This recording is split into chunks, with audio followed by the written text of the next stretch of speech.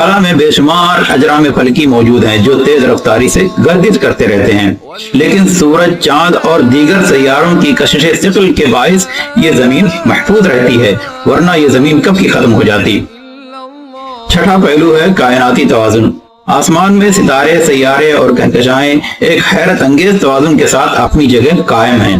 वो अपने मदार में रहकर ही गर्दिश करते हैं, वहां से बाहर नहीं निकलते, और ये तवाज़ुन जमीन और दीगर अजसाम फलकी के निजाम को बरकरार रखता है और किसी बड़ी तबाही से रोकता है।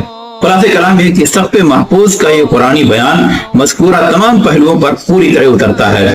आसमान न सिर्फ जमीन के लिए एक महफूज छत है, बल्कि एक ऐसा मुनज़्ज़म निज़ाम है जो जमीन और उस पर मौजूद जिंदगी की हिफाजत करता है। सुभान अल्लाह। ये कुरान के साइंसी एजाज, कुरान के अल्फाज की गहराई और हर जमाने के लिए उनकी मुताबिकत को ज़ाहिर करता है।